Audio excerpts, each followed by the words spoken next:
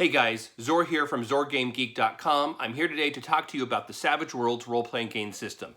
I just posted an article on ZorGameGeek.com/Savage Tips where I tell you my 10 tips for running Savage Worlds. Today I'm going to talk to you about initiative. Savage Worlds has a very unique initiative system. I'm unaware of any other role-playing game system using this particular method, whether I've played it, read it, or have known about it. It is very different. It comes out of the fact that Savage Worlds started in the setting rule system called Deadlands, the Weird West. And it uses, as far as initiative, playing cards.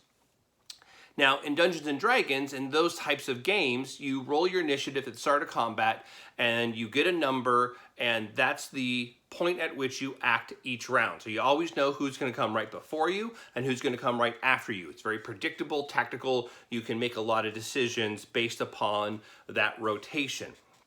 Savage Worlds does it completely different.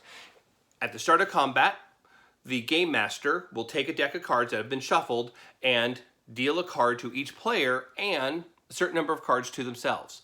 For each extra, that's a kind of a minion, a mook, they get one card per group of minions, of extras. But for each wild card, that's the more powerful type of enemy, you deal one card per wild card. Now, the players could have these things called edges. They are these little bonuses that they get, and amongst those edges are bonuses to initiatives where they may get dealt 2 cards. Or if the card they get dealt face up is below a certain value, then another card gets dealt to them until they get a card equal to or above that value. So we have all these cards, they're face up, so we know what everyone has. How do you know who goes first? Well, pretty simple. You take the highest value card and that's who goes first. Ace, king, queen, jack, 10, all the way down to 2. Well, there's 2 aces out there, ace of spades and an ace of hearts. Who goes first? It is in reverse alphabetical order by suit type. So spades first, then hearts, then diamonds, then clubs, okay? So that's the order, and so the ace of spades goes first, ace of clubs beats the king of spades, and all the way down. So when it comes to your turn, you can either act, by which you turn in your card to the Game Master and they put it in a discard pile, and then you make your actions. You say, I'm going to do this, shoot this person, go there, whatever, and then your turn is over, and then it goes to the next person in line. If you want to hold your action and wait until you get to a certain place in the turn order, or you decide you want to interrupt an enemy action, then for holding, you turn it sideways, just like you're tapping mana in Magic the Gathering.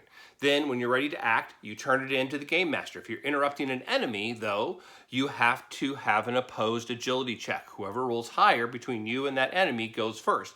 And if you tie, the actions happen simultaneously. So you go around, and when you get to the end, everyone's turned in their cards, then you deal again. This creates a very dynamic popcorn style of initiative. You never quite know who's going to go first, second, third, fourth in each initiative order. You could have gone dead last before and immediately have an action at the beginning of next combat. You just don't know. And it creates this very gritty, this very realistic style of combat because it simulates this idea of some people are calm, cool, and collected, and they're ready to go, or something really bad's happened to them, and they're kind of, I don't know what I'm doing next, and so that next turn, they're a little farther back. Whatever that is, it really kind of simulates the chaos of combat.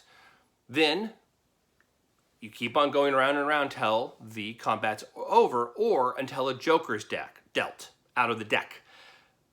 You have a 54 card deck because you're keeping in both of those jokers. When that joker is dealt, that player who gets the joker decides whether or not they want to go first. They can decide when they want to go at any time, and if they want to interrupt an enemy going, then they always beat that enemy. They just automatically go before any enemy, and all actions they take that round have a +2 bonus to the trait roll and a +2 bonus to damage. So that means that you can take a couple of actions and not suffer any penalties because you got that +2 bonus. And that when that happens, when that joker gets dealt and you go all the way around again and you turn in those cards, the game master then is supposed to shuffle that deck and start anew. So that deck keeps on going down until you hit a joker. That is why I recommend all game masters running Savage Worlds should have 2 decks of shuffle playing cards ready to go, because when you hit that joker, you can take that discard, package it up and hand it to one of the players and let them shuffle it while things are going around and you're paying attention to the game and you're just breaking out that next deck of cards and dealing off of it. There you go. That is how initiative works in the Savage Worlds role-playing game system. I love it. I wish I could incorporate it into all the other games, but it just doesn't work because we don't have that edge system. If you want to learn more about running Savage Worlds, and as a game master or just in general, I recommend you go to zorgamegeek.com/savagetips. Again, go to zorgamegeek.com/savagetips. In the meantime, keep gaming.